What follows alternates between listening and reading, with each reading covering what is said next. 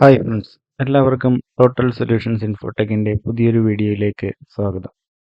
ഇന്നത്തെ വീഡിയോയിൽ നമ്മൾ ഹാർഡ് ഡിസ്ക് ഫോർമാറ്റിങ്ങിനെ പറ്റിയാണ് മനസ്സിലാക്കുന്നത്. കഴിഞ്ഞ വീഡിയോയിൽ നമ്മൾ ഹാർഡ് ഡിസ്ക് പാർട്ടീഷനിങ്ങിനെ കുറിച്ച് വിശദമായി മനസ്സിലാക്കിയിരുന്നു. ഹാർഡ് ഡിസ്ക് ഫോർമാറ്റിങ്ങിനെ കുറിച്ച് അറിയുന്നതിനായിട്ട് ഈ വീഡിയോ പൂർണ്ണമായും സ്കിപ്പ് ചെയ്യാതെ കാണുക. വീഡിയോ നിങ്ങൾക്ക് ഇഷ്ടമായെങ്കിൽ ചാനൽ സബ്സ്ക്രൈബ് ചെയ്യുക. കൂടാതെ നിങ്ങളുടെ സുഹൃത്തുക്കളിലേക്ക് വീഡിയോ ഷെയർ ചെയ്ത് കൊടുക്കുക. ടെക്നോളജി സംബന്ധമായി നമ്മുടെ ചാനലിലുള്ള മറ്റു വീഡിയോസ് കാണുന്നതിനായി ചാനൽ വിസിറ്റ് ചെയ്യുക. അപ്പോൾ നമുക്ക് നേരെ വീഡിയോയിലോട്ട് പോകാം.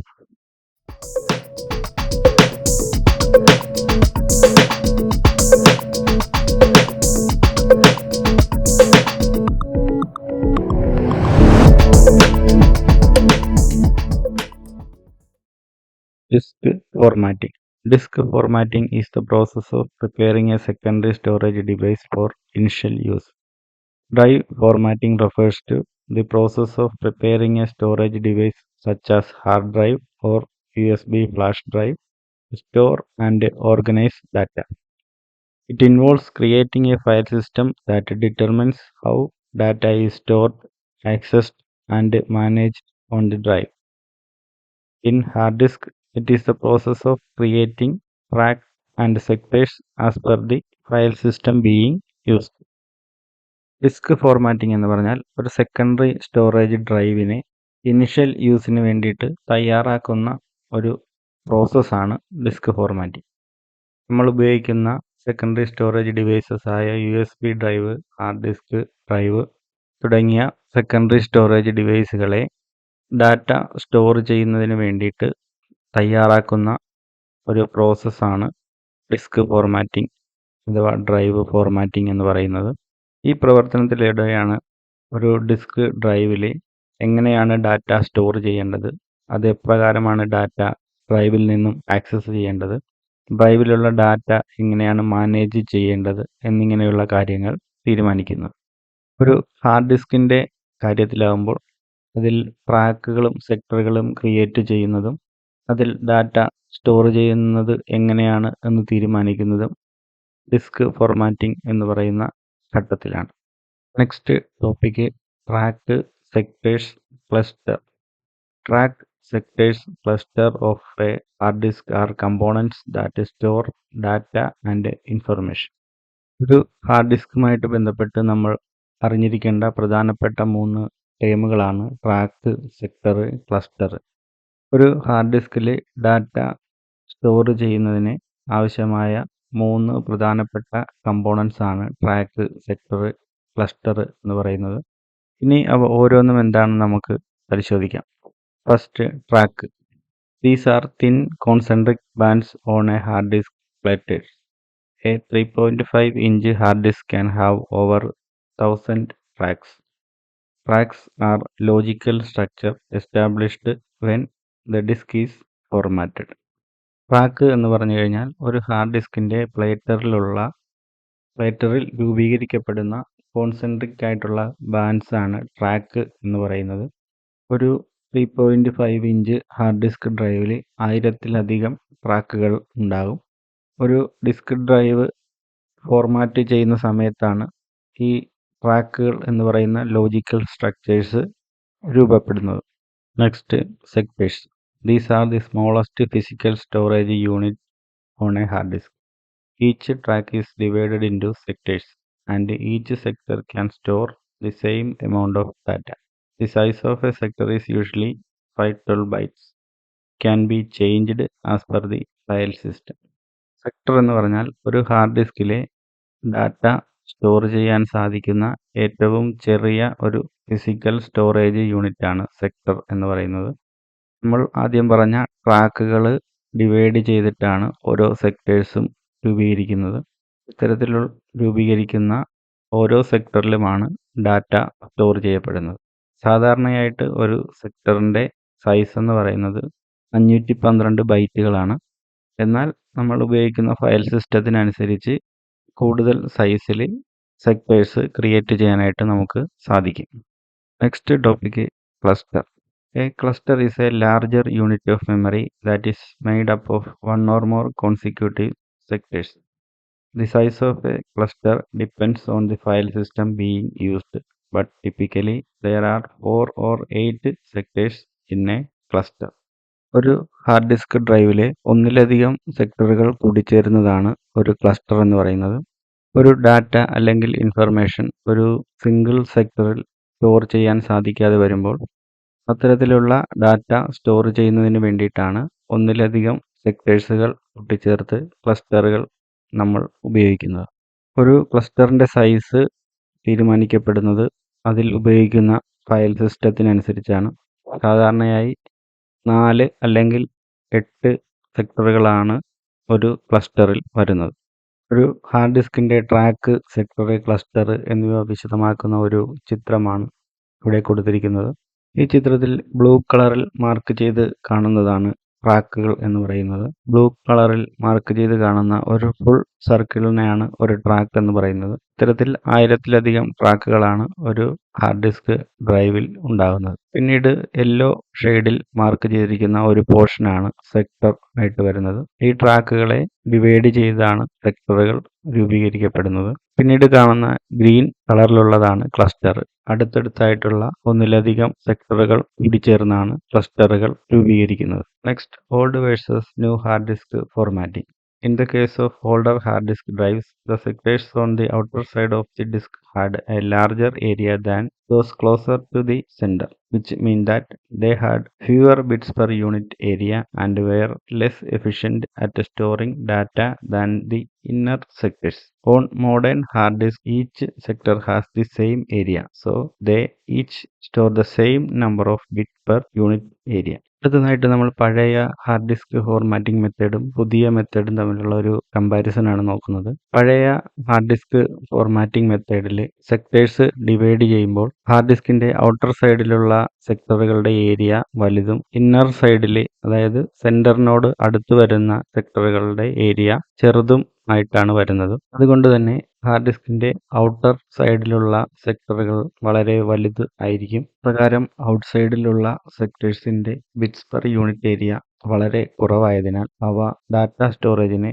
എഫക്റ്റീവായിട്ട് യൂസ് ചെയ്യാൻ സാധിക്കില്ലായിരുന്നു. എന്നാൽ മോഡേൺ ഡിസ്കിൽ ഓരോ സെക്ടറിനും സെയിം ഏരിയയാണ് വരുന്നത്. ആയതിനാൽ അവയുടെ bits per unit area same ആയിരിക്കും. അതുകൊണ്ട് തന്നെ വളരെ എഫക്റ്റീവായിട്ട് ഡാറ്റ സ്റ്റോർ ചെയ്യുന്നതിന് ഉപയോഗിക്കുവാൻ സാധിക്കും. ഈ ചിത്രത്തിൽ പഴയ ഹാർഡ് ഡിസ്കും പുതിയ ഹാർഡ് ഡിസ്കും തമ്മിലുള്ള ഒരു കമ്പാരിസൺ ആണ് കൊടുത്തിരിക്കുന്നത്. ഇതിൽ ആദ്യത്തെ ഇമേജിൽ നോക്കിയാൽ തന്നെ നമുക്ക് ഇവ തമ്മിലുള്ള വ്യത്യാസം കൃത്യമായിട്ട് മനസ്സിലാവുന്നതാണ്. ഇന്നർ സൈഡിലുള്ള ട്രാക്കിൽ വരുന്ന സെക്ടറുകളേക്കാൾ വളരെ അധികം വലിപ്പം കൂടുതലാണ് ഔട്ടർ സൈഡിൽ വരുന്ന ട്രാക്കിലെ സെക്ടറുകൾക്ക്. എന്നാൽ രണ്ടാമത്തെ ഇമേജിൽ നോക്കിയാൽ നമുക്ക് വ്യക്തമായി മനസ്സിലാക്കാൻ സാധിക്കുന്നതാണ് ഇന്നർ സൈഡിലുള്ള സെക്ടേഴ്സിനും ഔട്ടർ സൈഡിലുള്ള സെക്ടേഴ്സിനും ഏകദേശം തുല്യ വലിപ്പമാണ് വരുന്നത്. അതുകൊണ്ട് തന്നെ അതിൻ്റെ bits per unit area same ആയിരിക്കും. ആയതിനാൽ ഇത്തരത്തിലുള്ള മോഡേൺ ഹാർഡ് ഡ്രൈവുകൾ പഴയ മോഡൽ ഹാർഡ് ഡ്രൈവുകളേക്കാൾ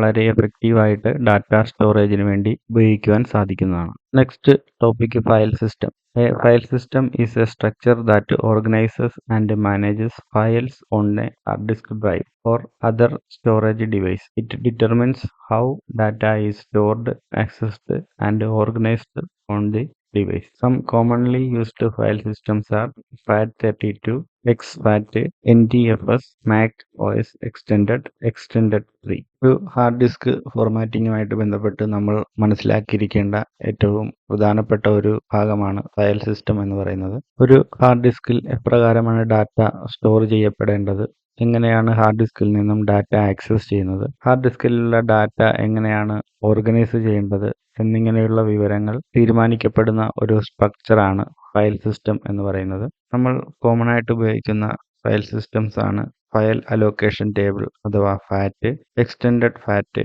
അഥവാ എക്സ്ഫാറ്റ്, ന്യൂ ടെക്നോളജി ഫയൽ സിസ്റ്റം അഥവാ NTFS, Mac OS extended file system, extended 3 file system എന്നിവ. ആദ്യകാലത്ത് കോമൺ ആയിട്ട് ഉപയോഗിച്ചുകൊണ്ടിരുന്ന ഒരു ഫയൽ സിസ്റ്റമാണ് ഫാറ്റ് ഫയൽ സിസ്റ്റം അഥവാ ഫയൽ അലോക്കേഷൻ ടേബിൾ എന്ന് പറയുന്നത്. നമ്മൾ കോമൺ ആയിട്ട് ഉപയോഗിക്കുന്ന വളരെയധികം ഫയൽ ടൈപ്പുകൾ സപ്പോർട്ട് ചെയ്യും എന്നുള്ളതാണ് ഈ ഫയൽ സിസ്റ്റത്തിന്റെ ഒരു പ്രത്യേകത. പിന്നീട് വരുന്നത് എക്സ്റ്റൻഡഡ് ഫാറ്റ് അഥവാ എക്സ്ഫാറ്റ് എന്നറിയപ്പെടുന്ന ഒരു ഫയൽ സിസ്റ്റമാണ്. ഇത് മാക് OS, വിൻഡോസ് OS എന്നിവയുമായിട്ട് മാത്രം കമ്പാറ്റബിൾ ആയിട്ടുള്ള ഒരു ഫയൽ സിസ്റ്റമാണ്. പിന്നീട് മൈക്രോസോഫ്റ്റ് വിൻഡോസ് അവതരിപ്പിച്ച ഒരു ഫയൽ സിസ്റ്റമാണ് NTFS അഥവാ ന്യൂ ടെക്നോളജി ഫയൽ സിസ്റ്റം. ഇതിന്റെ പ്രത്യേകത വിൻഡോസ് ഓപ്പറേറ്റിംഗ് സിസ്റ്റം മാത്രമേ ഇത് സപ്പോർട്ട് ചെയ്യുകയുള്ളൂ എന്നുള്ളതാണ്. പിന്നീട് വരുന്ന മാക് OS എക്സ്റ്റൻഡഡ് എന്നുള്ളത് മാക് OSന് വേണ്ടി മാത്രമുള്ള ഒരു സ്റ്റാൻഡേർഡ് ഫോർമാറ്റ് ഫയൽ സിസ്റ്റമാണ്. പിന്നീട് വരുന്ന എക്സ്റ്റൻഡഡ് 3, എക്സ്റ്റൻഡഡ് 4 എന്നിവ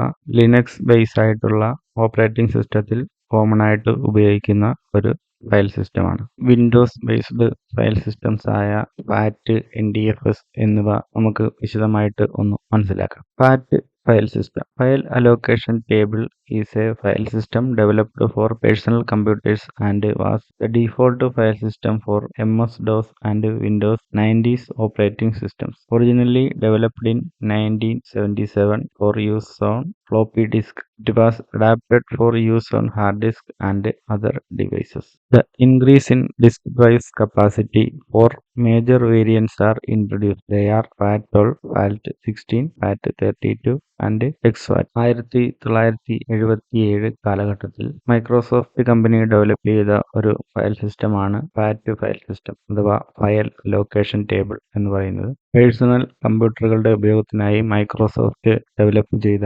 മൈക്രോസോഫ്റ്റ് ഡോസ് ഓപ്പറേറ്റിംഗ് സിസ്റ്റം മുതൽ 90 കാലഘട്ടത്തിൽ ഉപയോഗിച്ചിരുന്ന വിൻഡോസ് ഓപ്പറേറ്റിംഗ് സിസ്റ്റംസ് വരെ ഈ ഫയൽ സിസ്റ്റമാണ് ഉപയോഗിച്ചു വന്നിരുന്നത്. ഫ്ലോപ്പി ഡിസ്കുകളുടെ ഉപയോഗത്തിനായിട്ടാണ് ഈ ഫയൽ സിസ്റ്റം ആദ്യമായി ഡെവലപ്പ് ചെയ്തത് എങ്കിലും പിന്നീട് ഹാർഡ് ഡിസ്ക് ഡ്രൈവുകളിലേക്കും മറ്റ് ഡിവൈസുകളിലേക്കും ഈ ഫയൽ സിസ്റ്റം അഡാപ്റ്റ് ചെയ്യുകയാണ് ചെയ്തത്. പിന്നീട് ഡിസ്ക് ഡ്രൈവുകളുടെ കപ്പാസിറ്റി വർദ്ധിപ്പിക്കുന്നതിന്റെ ഭാഗമായി ഇൻട്രൊഡ്യൂസ് ചെയ്ത മോഡിഫൈഡ് ആയിട്ടുള്ള വെർഷൻസ് ആണ് FAT12, FAT16, FAT32, Extended FAT എന്നിവ.